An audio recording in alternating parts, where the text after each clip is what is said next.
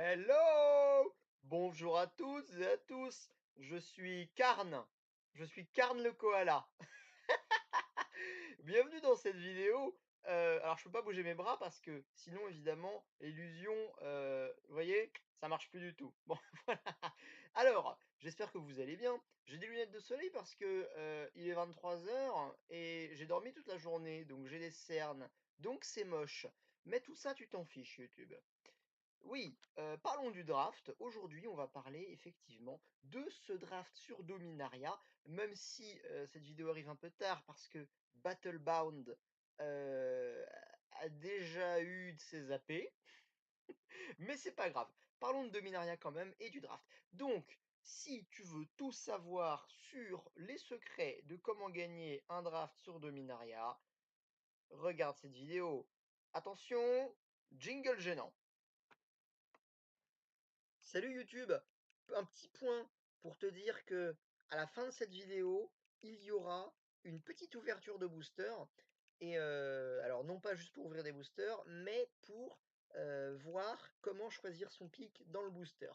Donc, ça ne se fera pas avec un booster Dominaria, simplement parce que à la boutique où je vais, Dominaria est en rupture. Voilà, ils en ont plus, hem et en fait, probablement que dans vos boutiques aussi, ils en ont plus, parce que le vendeur m'a expliqué que, merde, c'est l'autre côté que j'ai une mèche, voilà, que Dominaria était en rupture de stock, oui, mais en rupture de stock voulu par Wizard. Wizard aurait arrêté de produire des cartes Dominaria pour mettre l'accent sur les prochaines extensions, à savoir Battlebound et à savoir Magic 2019, quoi. Voilà. Donc, il y aura une petite ouverture à la fin de cette vidéo.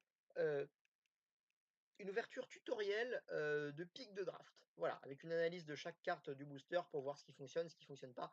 Ce sera sur un booster de Master 25 et pas sur un booster Dominaria. Les cartes sont pas les mêmes, mais le principe de pick, le principe de choix restera le même. Donc, pas d'inquiétude avec ça. Bisous.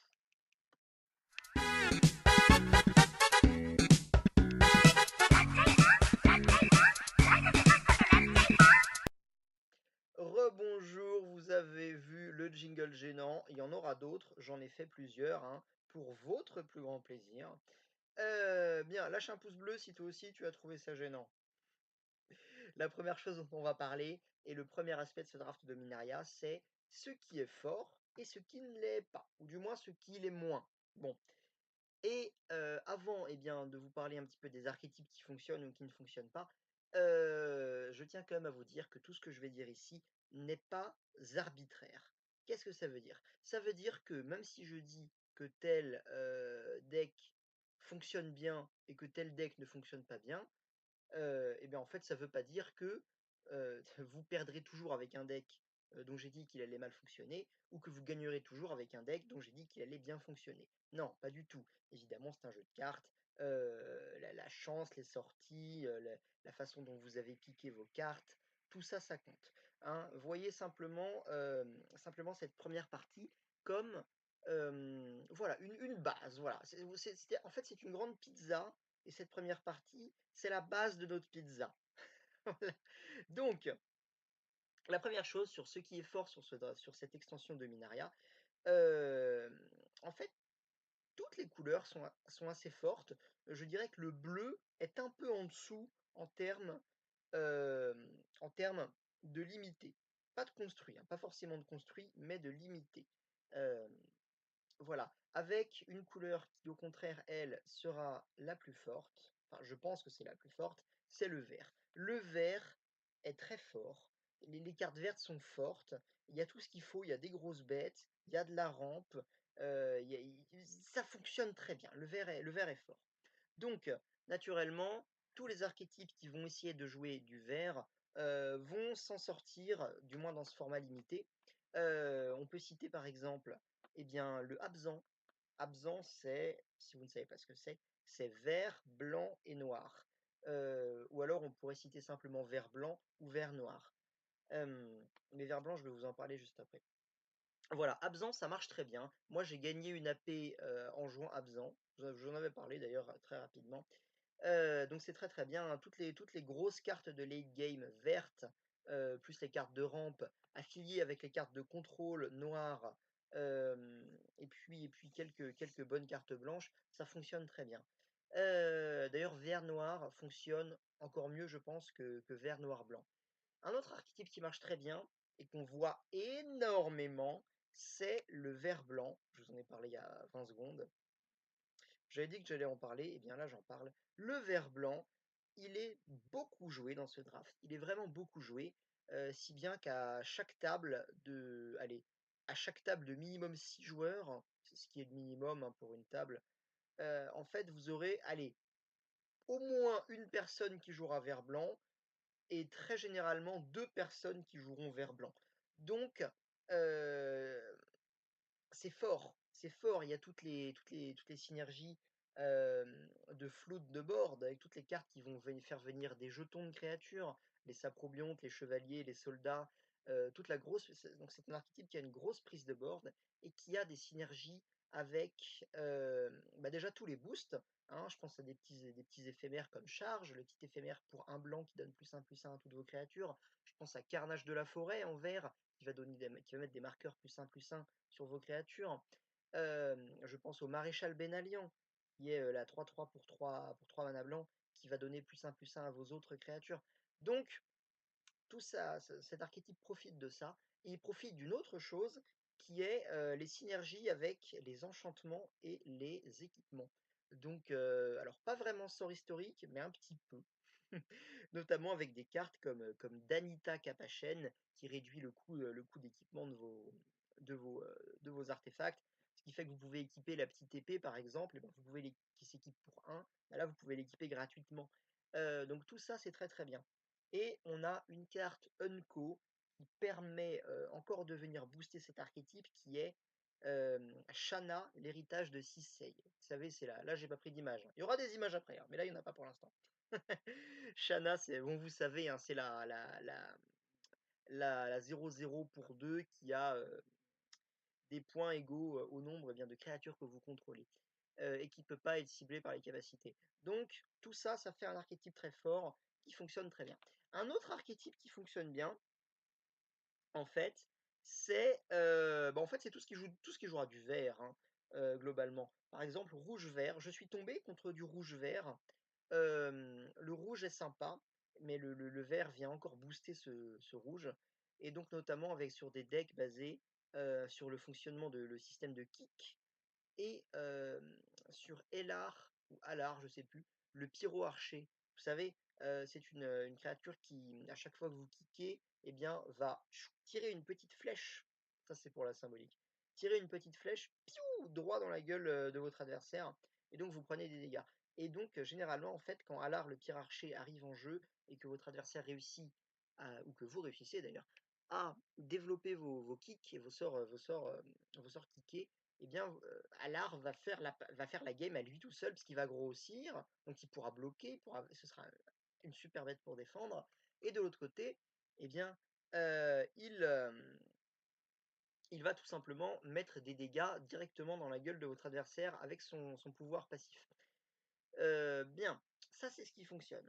Maintenant, ce qui fonctionne moins bien, et là on aborde le deck qui est probablement, celui que vous avez tous envie de jouer, celui que vous vous dites tous qu'il est bien, et il est bien, mais en construit.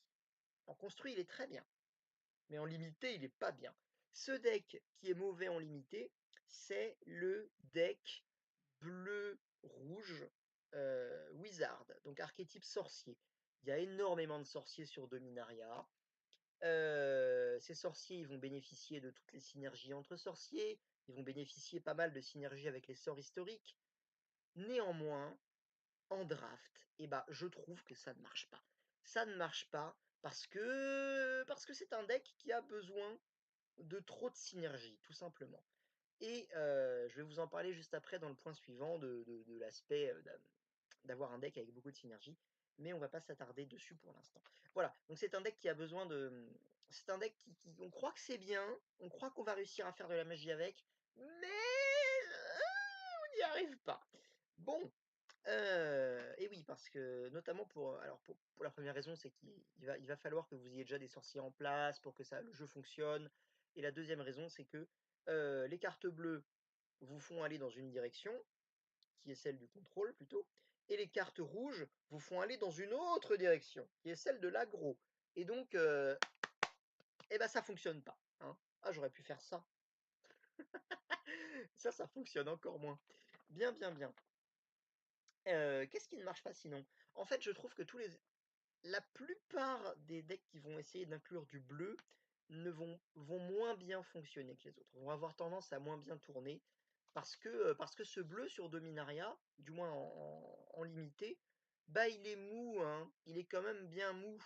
Je vous montrerai après un exemple d'une carte bleue qui est bonne, mais bah, il est quand même mou, voilà. Il y a moyen de faire des choses avec, mais il est mou. Or, on le sait en draft, ce qui compte, c'est de mettre la pression, c'est la prise de board qui a une grosse importance. Et ces cartes bleues, oula, j'ai eu un renvoi. Ces cartes bleues bah, ne permettent pas de faire ça, tout simplement. C'est pour ça que c'est un peu derrière. Par exemple, là sur la petite feuille, j'ai noté bleu-blanc, parce que j'ai vu pas mal de mecs jouer bleu-blanc, où ils ont voulu faire inclure et du bleu et des synergies sorts historiques dans les decks, et en limité, ça n'a pas tourné. Donc voilà, ce qui est fort, pour moi, c'est ce qui va inclure du vert, tout simplement. Et ce qui est moins fort, c'est ce qui va inclure du bleu.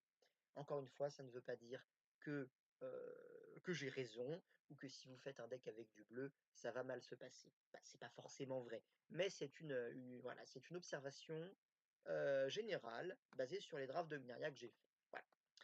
Attention, second jingle gênant.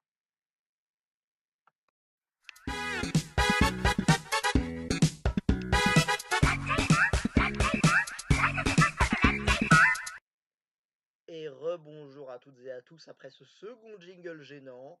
Je vais tout de suite me mettre dans le petit coin-coin. Hop là, le voilà. Et je vais, sous vos yeux ébahis, faire apparaître deux cartes. Voilà, qui sont des exemples concrets de bonnes cartes à prendre en draft. Alors, ce ne sont pas pour autant des first pick. C'est pas ces cartes-là qui vont faire toute la différence. Quoique, lui pourrait le faire. Le Sphinx là pourrait le faire en mid-game.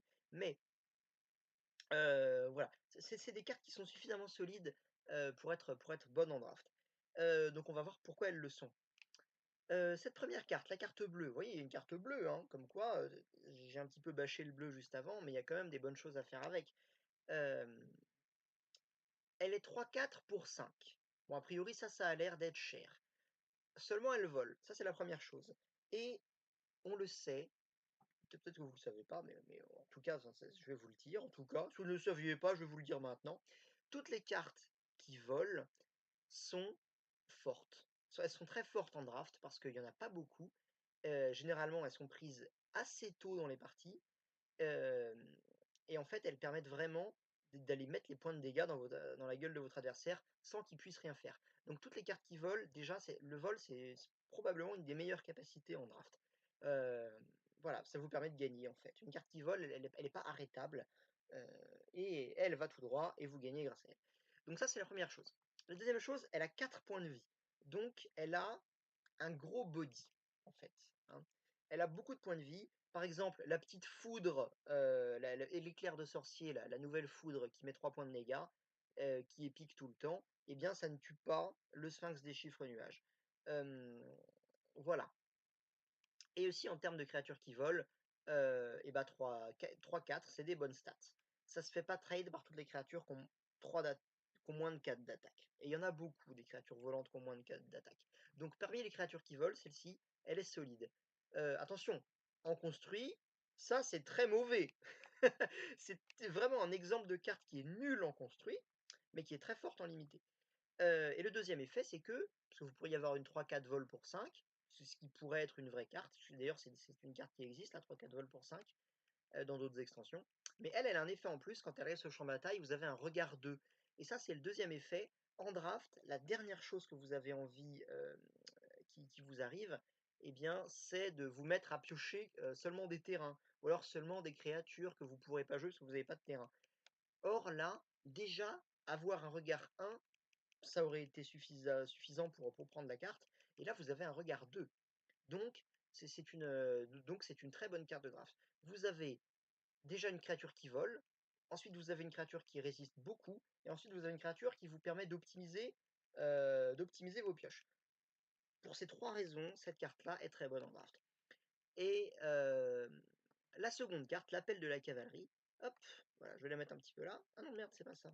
Ah bah, je vais me mettre là, voilà. Hem, voilà. Qu'est-ce que c'est l'appel de la cavalerie? C'est un rituel. Allez, le seul défaut de la carte, c'est que c'est un rituel et pas un éphémère, mais elle est déjà très forte. D'ailleurs, elle est, contrairement au Sphinx, elle pourrait être jouée en construit, notamment dans les decks de Brawl, je pense. L'appel de la cavalerie, c'est un rituel pour 4 qui vous donne 2 jetons de créatures, chevalier 2/2 vigilance.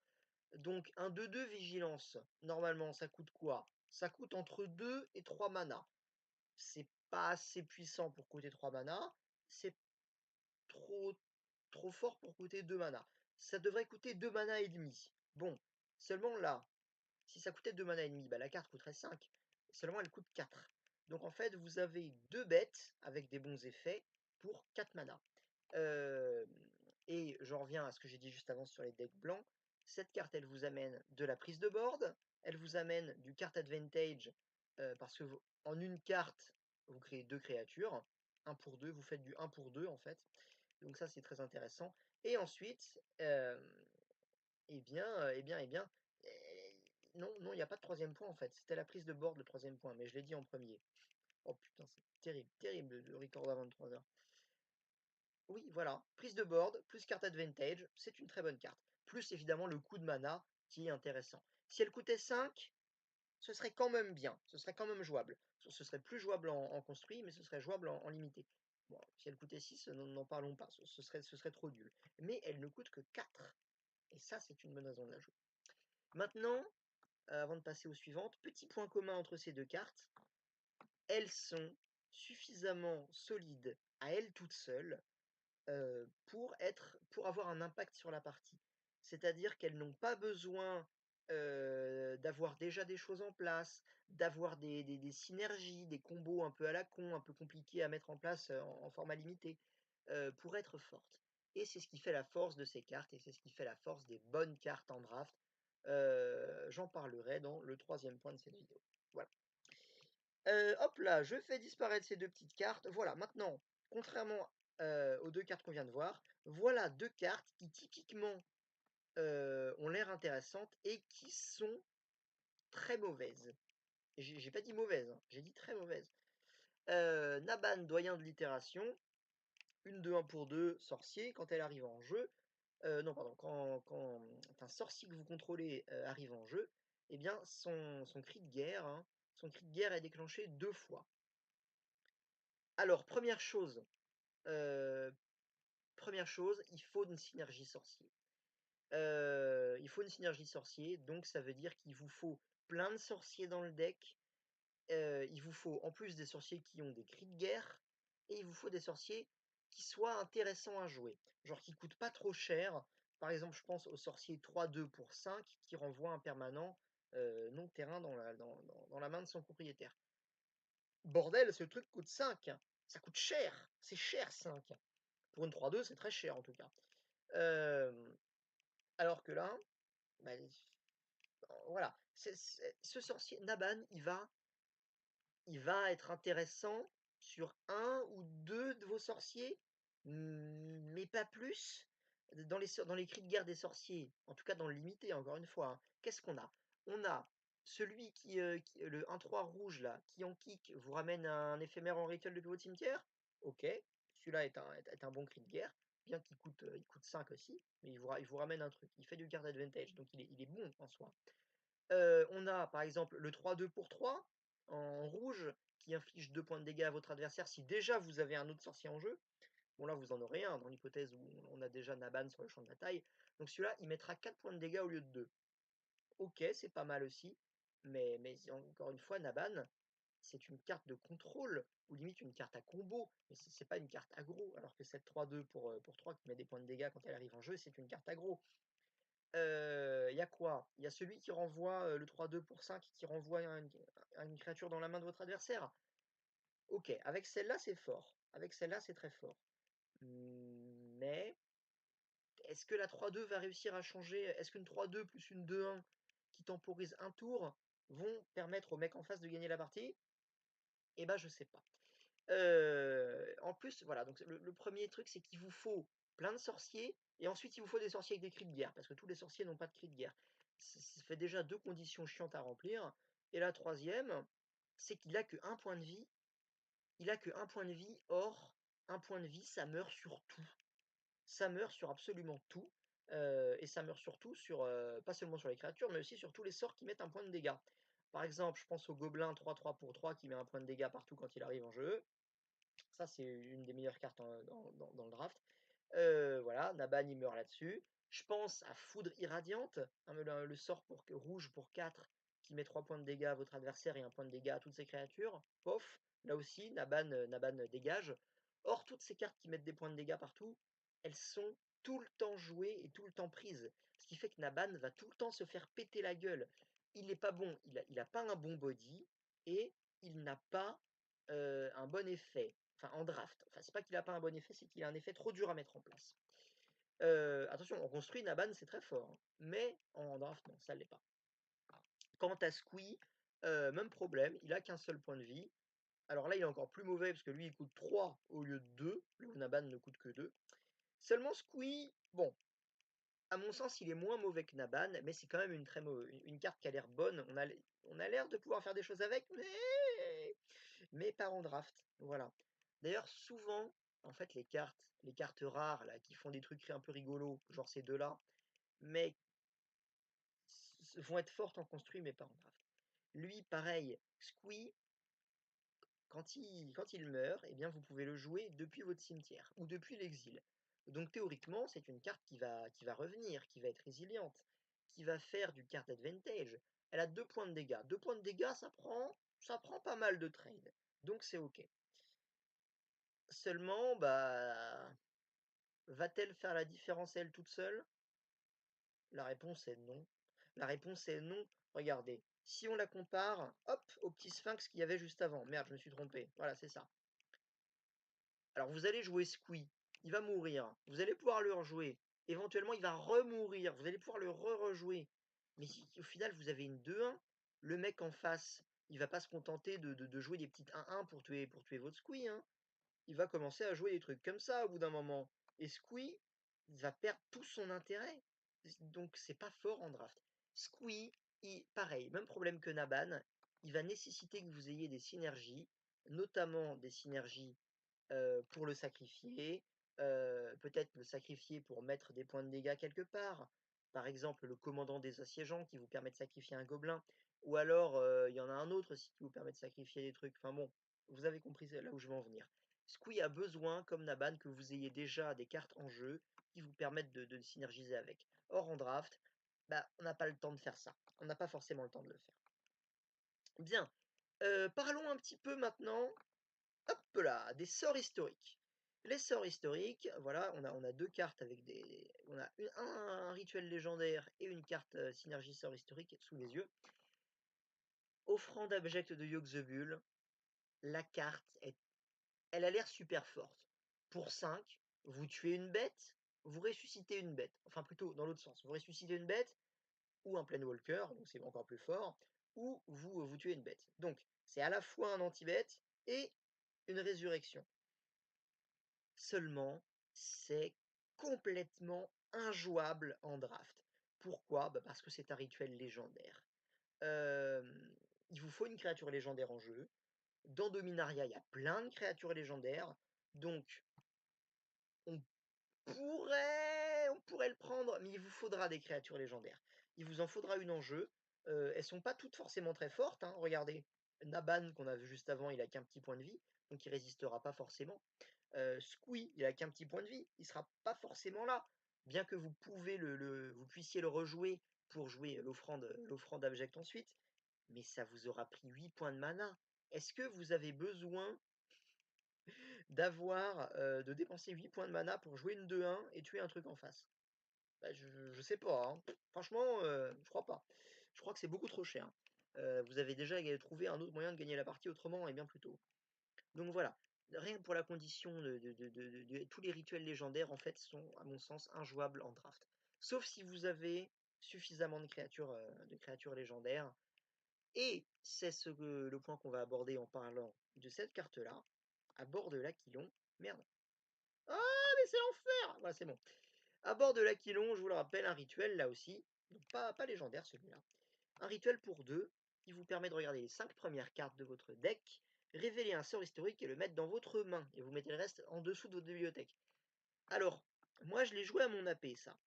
Et ça a fait le taf. Ça a fait le taf pourquoi? Parce qu'on jouait des decks de 40 cartes, donc déjà c'est pas beaucoup. Donc en draft aussi on joue 40 cartes, donc je fais le parallèle. Et je jouais, je crois, 4 créatures légendaires et 2 ou 3 artefacts, il me semble. Donc j'avais au moins 6 ou 7 sorts historiques. Donc à partir de là, en fait, c'est à partir de cette limite-là. À partir de 6 ou 7 sorts historiques, vous pouvez jouer ce genre de cartes. En dessous, ça vaut pas le coup. Et vous risquez vraiment de piocher 5 cartes, d'aller gentiment tout mettre en dessous, parce que vous n'aurez pas pioché de sort historique, et bon ça fait tourner votre deck, mais par exemple, je suis tombé contre un mec qui me l'a joué, il a révélé les 5 cartes, il y avait que des terrains dedans, enfin il y avait des terrains et des créatures, mais je crois qu'il y avait une créature, mais c'était pas une créature historique, et donc il a tout mis en dessous, or il avait besoin de ces terrains. Donc voilà, cette carte, ouais.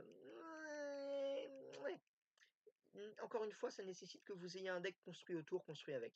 Est-ce que vous avez envie de vous emmerder à faire ça? Je sais pas, je crois pas. Donc, pareil, offrande object, même constat. Si vous voulez que ce soit vraiment utilisable, il vous faudra beaucoup de créatures légendaires. Allez, 4-5 pour avoir la chance, au moins des chances d'en piocher une et de pouvoir la jouer. Sinon, vous avez une carte qui est morte, qui est très forte, mais qui est morte, donc vous ne pourrez pas jouer. Donc ça, c'est dead. Voilà. Synergie sort historique, je vais en parler juste après. En draft, moyen, moyen, moyen. Et, et c'est tout, c'est tout, c'est tout. Donc vous connaissez la petite rengaine. On se retrouve pour la troisième et dernière partie de cette vidéo après le dernier jingle gênant.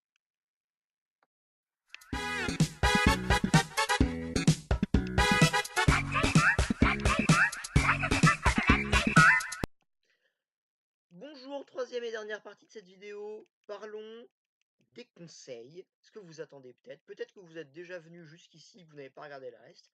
Soit, faites ce que vous voulez, hein. Ça me va. Les conseils pour gagner un draft. La première chose, et vous avez dû vous en rendre compte si vous avez un peu suivi cette vidéo, il y a un truc que j'arrête pas de bâcher depuis tout à l'heure, c'est les decks à synergie. Une première technique pour gagner son draft, c'est de construire un deck en fonction de la valeur intrinsèque des cartes. C'est-à-dire, j'ai dit tout à l'heure, mais il faut que la carte soit solide à elle toute seule. Il faut qu'elle ait de l'impact sur la partie à elle toute seule.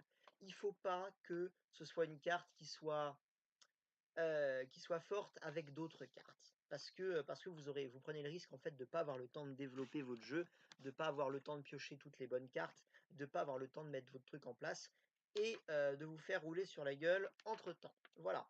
Donc ne pas ne pas se précipiter sur des cartes qui vont être des cartes qui vont nécessiter un certain archétype. Je pense aux sorciers ou aux sorts historiques, hein, qui sont les deux trucs qu'on voit le plus et qui merdent le plus. Donc voilà, ça c'est le premier conseil. Le second, qu'est-ce que c'est? Il ne faut, voilà, il faut piquer les cartes, donc piquer les cartes, hein, pique PICK, to pick hein, en anglais, prendre ces cartes en fonction de la curve de mana, mesdames et messieurs. C'est très important en draft, la curve de mana. Là où c'est une notion peut-être un peu plus abstraite en construit, parce que vous avez moyen de faire un peu ce que vous voulez, en draft, c'est très important. Il vous faut. Allez, les tours 1, c'est pas obligatoire. Mais des tours 2, oui, au moins 2-3. Ensuite, les cartes avec la curve de mana la plus importante, c'est les tours 3 et les tours 4. Les tours 3 et les tours 4, c'est généralement les cartes, et donc surtout principalement les créatures en fait. Hem, donc on est dans le mid-game, hein, tour 3, tour 4, on arrive dans le mid-game et à partir de là, c'est là que vous allez devoir poser vos créatures intéressantes pour faire la différence. Donc ces créatures tour 3 et tour 4, allez tour 5 si vous voulez certaines, elles vont vraiment être importantes et il faut, vraiment en avoir à ce moment-là de la partie. Si vous n'avez pas de tour 3 à jouer au tour 3, alors que votre adversaire en a un joué, ça pue un peu du cul. Pareil pour le tour 4. Donc prendre les cartes en fonction de la curve, même si une carte est un peu en dessous d'une autre dans un booster. Par exemple, si vous avez, j'ai un bon exemple. Si vous avez la 4/4 pour 4 en rouge, vous savez le cyclope qui a -2, -0 lorsqu'il est bloqué par au moins 2 créatures. Donc une 4/4 pour 4 qui peut potentiellement être une 2/4. Donc a priori, c'est pas fort. Effectivement, c'est une mauvaise carte. Et lorsque vous avez le choix entre cette carte-là et par exemple le rituel légendaire là dont je vous ai parlé il y a 5 minutes, voilà, hop, celui-là qui, et que vous allez vous dire: «Ouais, mais arrêtez, ça c'est trop fort, je vais prendre ça». Eh ben non. Eh ben non les mecs, il faut pas prendre ça. Il faut clairement prendre la carte tour 4 qui a l'air mauvaise, mais qui va arriver sur votre tour 4, là où votre adversaire, eh ben, il sera coincé parce qu'il aura pris ça, il sera coincé avec ça dans sa main, il sera coincé avec pas de créature légendaire et il l'aura dans le cul et votre 4/4, eh ben, elle va rentrer ses points de dégâts. Voilà, donc le mid game et la curve, c'est très important, surtout la curve tour 3 et tour 4. Alors, tour 1, ouais, tour 1, vous êtes vraiment pas obligé de jouer tour 1. Tour 2, c'est un petit peu important aussi. Voilà, il en faut quelques-uns dans votre jeu, au moins. Parce que si vous tombez contre un aggro et que vous ne jouez pas aggro, vous allez très, très vite vous faire dépasser.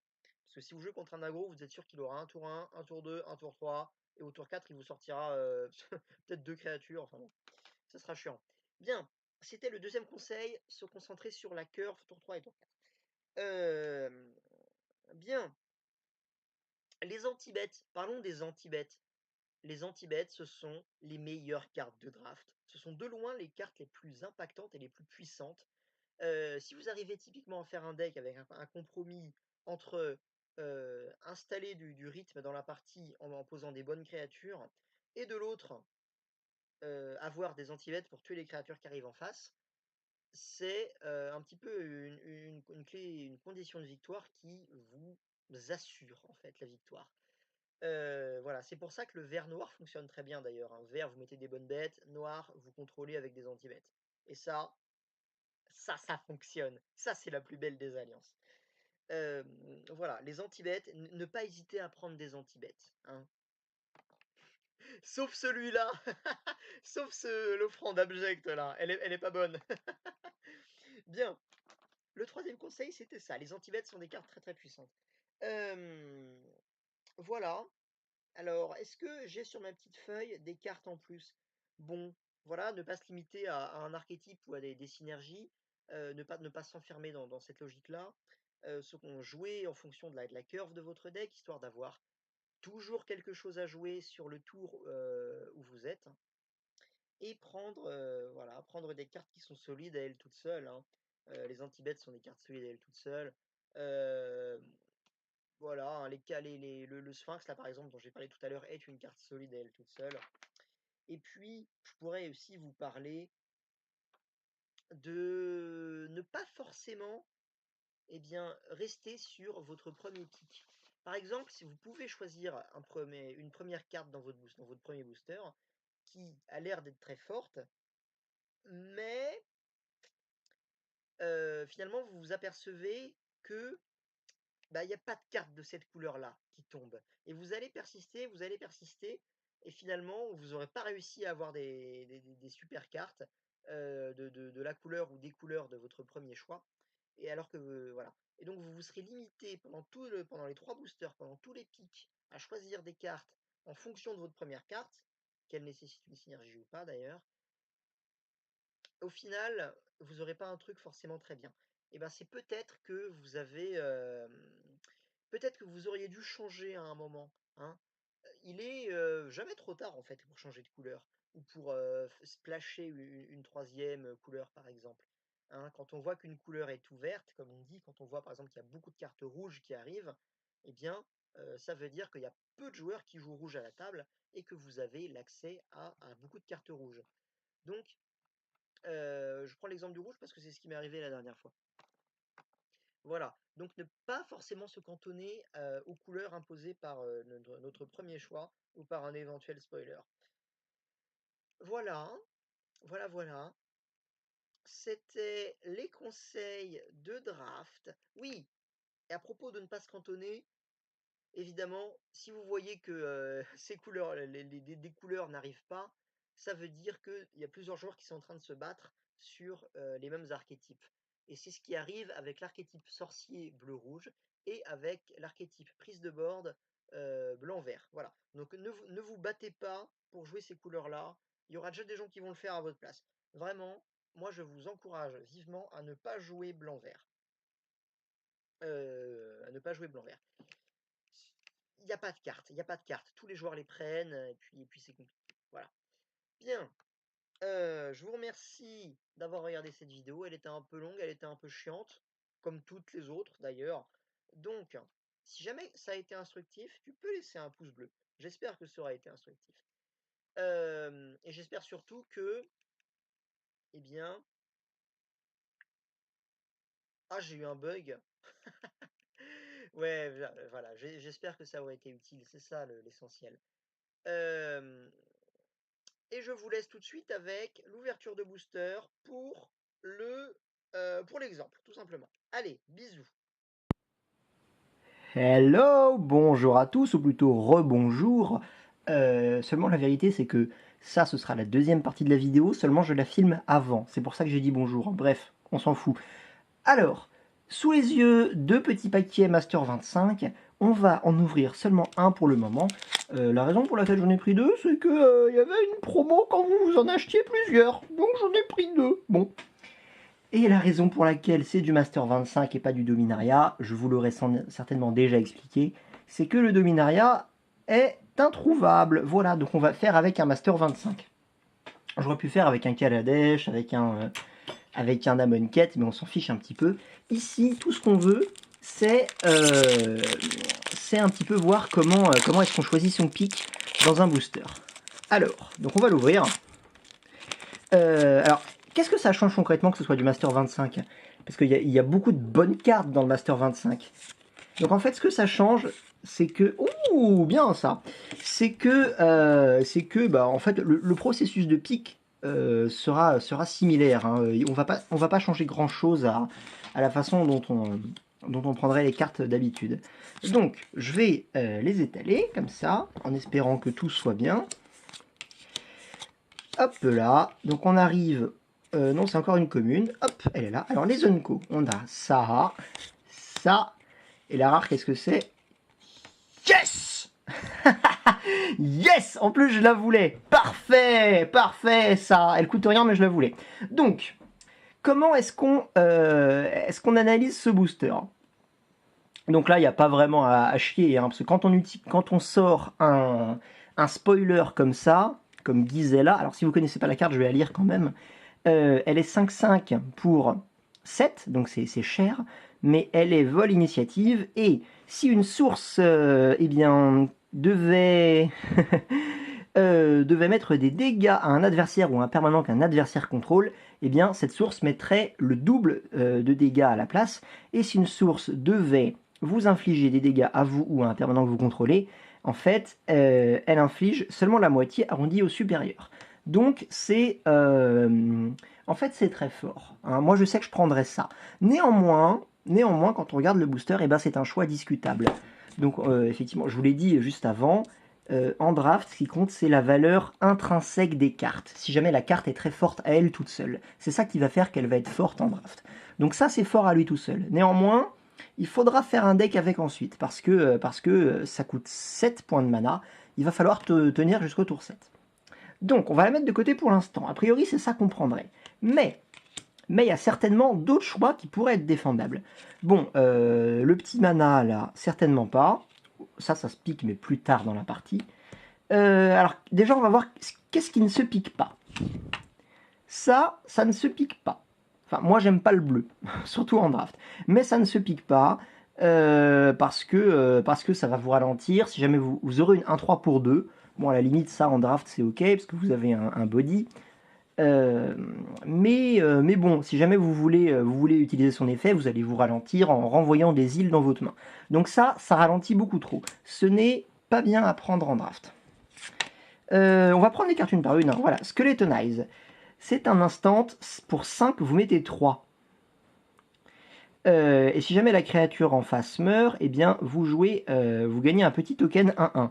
C'est beaucoup trop cher, c'est nul, sachant qu'il y a Foudre dans l'extension. Foudre ça coûte 1, ça coûte 5. Pareil, ça c'est très mauvais. Alors continuons. Le Inox Survivalist, il est de 1 pour 2. Il a la méga mue, c'est-à-dire que vous pouvez la jouer comme une mue, et pour 2, son coup de mégamorphe, la méga mue, vous la révélez, et elle a un marqueur +1/+1. Donc vous avez théoriquement une 3-2, tour 3, et quand elle est révélée, eh bien vous pouvez détruire un artefact d'enchantement. Pareil, ça c'est pas une mauvaise carte, mais ce n'est en aucun cas un first pick. Voilà, ça se pique allez, plus tard, et ça se piquera plus pour des raisons de curve que pour des raisons d'effet. Continuons, l'épreuve d'Héliode. Alors c'est un enchantement, et la règle c'est que dans un deck de draft, vous allez privilégier les créatures, voilà, et non pas les enchantements, quoi. Même s'il n'est pas mauvais, hein, il coûte que 2, et puis voilà, vous gagnez 10 points de vie après, et ça fait grossir une créature. Mais c'est en aucun cas un first pick. Voilà, ça se prendra si jamais, si jamais vous n'avez pas trop le choix en fait. Ça, typiquement, bon, c'est pas une super carte, je pense. Elle peut faire des bons trucs, hein, mais encore une fois, c'est pas une super carte. Ah, la petite de 2 pour 1 qui vous fait perdre un point de vie. Et ben ça pourrait être un first pick. Alors, bon, pour moi, c'est en dessous de notre ange mythique, là. Mais ça pourrait être un first pick, parce que la carte est très forte à elle toute seule. Vous avez une 2-2 pour 1. Si vous l'avez tour 1, c'est vachement fort. Si vous l'avez tour 2, c'est ok. Bon, si vous l'avez plus tard dans la partie, bah tant pis. Mais évidemment, si on prend ça, on fera un deck aggro avec. Et c'est une super carte. Donc ça, on va la mettre je vais la mettre avec l'autre, ça pourrait être un pick. Pareil, Sentinelle Loyale, la petite 1-1 pour 1 qui permet de détruire une créature en face. En fait, l'équivalent de cette carte, c'est que c'est une 1-1 contact mortel, en fait. Voilà, c'est une 1-1 contact mortel, mais en limite plus violent, parce que vous détruisez la créature quoi qu'il arrive. Donc, même si l'adversaire prévient les blessures, ou alors la retire du combat, non, la créature a été bloquée, donc vous la détruisez. Donc ça, c'est très fort. Mais néanmoins, est-ce que c'est un first pick? Je ne pense pas. Je ne pense pas. On va la mettre dans les bonnes cartes. Le chaman de 1 pour 2 qui vous fait gagner des manas. Jamais de la vie. Jamais de la vie, pourquoi? Parce que y a plein de trucs bien meilleurs, tout simplement, à prendre en début de partie. Bien. Alors, le 3-1 vol pour 3. Et ben, c'est une très bonne carte. C'est une très bonne carte de draft. Il faut savoir que les cartes qui volent en draft sont très très fortes. Donc, vraiment, si vous jouez... en plus, cette carte-là, elle est bonne en aggro comme en mid. Donc, voilà, si vous jouez... merde, qu'est-ce que je vais dire? J'ai oublié. Voilà. Si vous voyez des bonnes cartes avec qui volent, c'est une bonne option. Voilà. C'est une bonne option. Les cartes qui volent sont toujours des bonnes options. Donc je vais la mettre là. C'est pas un first pick, mais c'est une bonne option. Ah, le ballot, il est 4-5 pour 6. Bon. Alors, a priori, c'est cher, mais bon, 4-5, c'est très fort en draft. Hein. C'est un gros body. Quand je dis un gros body, alors si vous ne savez pas ce que c'est que body, en fait, body, c'est corps en anglais, hein, et c'est simplement les points de votre créature. Ses points de force et ses points d'endurance. 4-5, typiquement, c'est fort. Voilà. Et lui, quand il arrive en jeu, vous pouvez renvoyer jusqu'à 2 créatures de votre cimetière dans votre main. Donc, en résumé, ça pourrait être un first pick. C'est même peut-être au-dessus de Gisela Blade of Gold Knight. Parce que vous avez un bon body, ça c'est la première raison. Et la deuxième raison, c'est que vous allez faire du gros card advantage. Du gros card advantage, ça veut dire quoi? bah, ça veut dire que si jamais par exemple vous avez deux petites créatures qui ont pris des trades sur des créatures en face pendant la partie, et bien là vous allez les récupérer. Donc vous allez pouvoir les rejouer. Et vos créatures qui étaient mortes vont revenir, et elles vont refaire de la value, de la valeur. Soit elles vont prendre un trade, soit elles vont bloquer, soit elles vont attaquer, enfin bon. Donc ça rentre dans les first pick théoriques. Le petit mystique de la Hidden Way, c'est de la merde. Vous avez une 3-2 pour 5. À partir de là, tout est dit. C'est beaucoup trop nul. Presence of Gond. Alors, ça coûte 3, c'est un enchantement. Ça enchante une créature. Donc même raisonnement que l'épreuve d'Eliod qu'on a vu plus tôt. Hein. Le truc, c'est que bah, c'est pas une mauvaise carte. Encore une fois, c'est pas un mauvais enchantement. Parce que théoriquement, vous allez faire de la value. Vous allez créer des petites 1-1 guerriers elfes à l'infini. Mais bon, est-ce que vos petites 1-1 seront suffisantes pour gagner? Ou du moins pour tenir? Et ensuite, est-ce que vous aurez une créature en plus à équiper, quoi? Non, c'est pas terrible. Sachant que en plus, dans les drafts, les anti-bêtes sont très très forts. Donc ils sont tous piques, ils sont tous joués. Et si jamais vous enchantez une bête, vous prenez les risques de vous prendre un anti-bête dessus et de la perdre. Et donc de perdre 2 cartes. Supernatural Stamina. Ça, c'était un instant d'Amonkhet qui dit que pour 1 mana, eh bien, une créature ciblée gagne +2/+0. Et si jamais elle meurt, vous la renvoyez engagée sous votre contrôle. Enfin, sous le contrôle de son propriétaire. Bon, on peut supposer que vous allez le faire sur une de vos créatures à vous. Hein. Ça, c'est une très bonne carte. C'est une très bonne carte de draft. Et je pense que c'est peut-être... Et pour ce qui est du construit, c'est peut-être pas une très bonne carte, mais c'est une bonne carte. Voilà, c'est une bonne carte. C'est certainement pas un first pick, parce qu'encore une fois, il faudra que vous l'ayez mise sur une de vos créatures. Mais c'est une bonne carte. C'est certainement peut-être un... Allez, à partir du 3e, 4e pick, ça peut être pris si jamais vous avez réussi à faire un deck avec lequel la carte va fonctionner. Et cette carte-là, la dernière, Hordeling Outburst, pour 3, vous faites 3 gobelins 1-1, c'est très solide. Pour une carte, vous avez créé 3 créatures. Typiquement, toutes les cartes en draft qui sont des cartes qui créent des jetons, normalement sont fortes. Alors que je viens de virer ce truc-là qui crée des jetons. Mais j'en ai déjà parlé. Hein. Je viens d'en parler.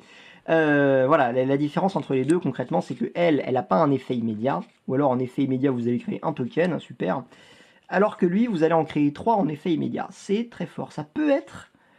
Alors ça peut être un first pick, enfin ça aurait pu l'être, néanmoins dans le booster il y a le ballot nul, bon, le Vampire Lacerator on peut peut-être le mettre de côté, et Gisela Blade of Gold Knight. Donc voilà, le choix sur un booster comme ça, ce serait pour moi entre ces 3 cartes là. Je pense qu'on peut enlever Hordeling Outburst, et on peut choisir entre ces deux là. Qui, pour moi, se valent. Elles se valent en draft. C'est-à-dire qu'à partir du moment où vous allez jouer soit celle-ci, vous n'êtes pas certain d'avoir gagné, mais vous avez mis un super truc en place. Voilà. Donc non, pour moi, le choix, Gisela est quand même au-dessus. Voilà. Elle est au-dessus. Parce que elle est plus grosse, elle a plus d'effets. Bon, voilà. Maintenant, vous voyez que la force des cartes là que j'ai mises là, par exemple celle-ci, allez ces deux là si on veut, c'est qu'elles sont fortes toutes seules. De base, la carte est puissante. Alors que toutes celles que j'ai mis de côté là, qui sont censées être un peu moins bien, bon, soit elles coûtent trop cher, soit elles ont un effet qui est pas bien. Et sinon, elles sont pas bonnes, tout simplement. Elles vont vraiment... À aucun moment, vous n'allez gagner de partie grâce à ces cartes-là. Par exemple, la petite 1-3, qui en soi vous fait piocher 2 cartes, alors que la pioche, c'est très important en draft. Mais, c'est pas bon. Jamais cette carte-là ne vous fera gagner la partie. Du moins, à elle toute seule. Peut-être qu'avec les cartes qu'elle va vous faire piocher, elle pourrait le faire, mais... Néanmoins, pas là. Voilà. Donc, vous voyez que les cartes en draft, la première raison pour laquelle vous allez les prendre, c'est qu'elles sont fortes à elles toutes seules. Et la seconde, c'est par souci de curve, comme je vous l'ai expliqué plus tôt. Quoi? Oui, tu m'emmerdes là. Dégage, qu'est-ce que tu veux? Tu voulais quoi? C'est bon maintenant, tu m'as dérangé.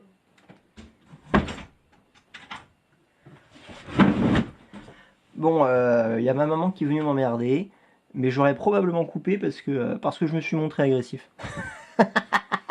Voilà. Lâche un pouce bleu si toi aussi ta maman t'embête quand tu fais des vidéos. Bien. Eh bien, je vous remercie. Oh, attendez, je vais pas vous remercier tout de suite. On va ouvrir l'autre booster quand même. Allez, on va ouvrir l'autre. Soyons fous. Ouvrons l'autre booster. Donc, qu'est-ce qu'on a eu d'intéressant concrètement dans ce booster? Pas grand chose, hein. Pas grand chose, mais je suis très content. Ah si, ça c'est bon. Ça c'est fort en construit. Hop. Ouais. Allez, ouvrons l'autre booster. Je suis déjà refait. Alors, je vais pas refaire toute une analyse de booster. Hein. Celui-ci, on va juste l'ouvrir pour le plaisir d'ouvrir un booster. Cloud Shift, alors typiquement ça non, ça c'est fort, ça c'est un draft non, ça non. Ah, Brainstorm. Brainstorm c'est fort mais pas en draft. Pillage non. Court Hussard non. Noble Templar non.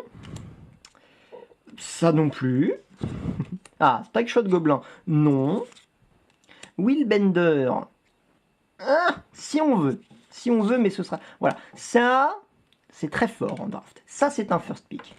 Elle arrive en jeu. Bon, vous avez une 2-2 pour 5, ça c'est pas bon. Mais vous avez gagné des points de vie, vous avez une carte qui vole, et vous avez pioché 2 cartes. C'est très bien. Qu'est-ce que c'est la foil? Ben, c'est de la merde. Qu'est-ce que c'est ça? Ah oui, c'est un truc qui se transforme. Ouais. Non, c'est pas bien ça. Et la rare, qu'est-ce que c'est? Ouh.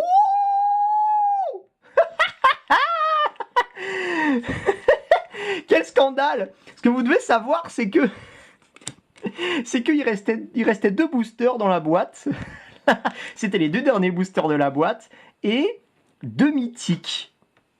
Et... Quel scandale! Et en plus, le pire, c'est que cette carte, mais j'en ai rien à secouer.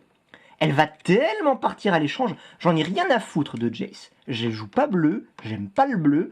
Le karma ne voulait pas me donner cette carte. Mais bon, j'ai quand même bien participé à l'achat des boosters de toute la boîte, donc ça va. Ah là, je suis refait, dis donc. Moi qui voulais me choper des fetch et compagnie, bah écoutez, ça va partir là-dedans. Bien. Eh ben écoutez, c'est sur une super note qu'on se quitte, les amis. Hein, lâche un pouce bleu si tu joues Jace. Et lâche un pouce rouge si tu penses que bleu c'est bien. D'ailleurs, si tu joues bleu, désabonne-toi de cette chaîne immédiatement. J'attends, vas-y, fais-le. Bien, non, je dis des bêtises évidemment. Surtout, reste abonné, mets la cloche. Allez, je vous dis à la prochaine. J'espère que cette vidéo vous a plu et j'espère surtout qu'elle aura été instructive. Bisous, c'était le koala.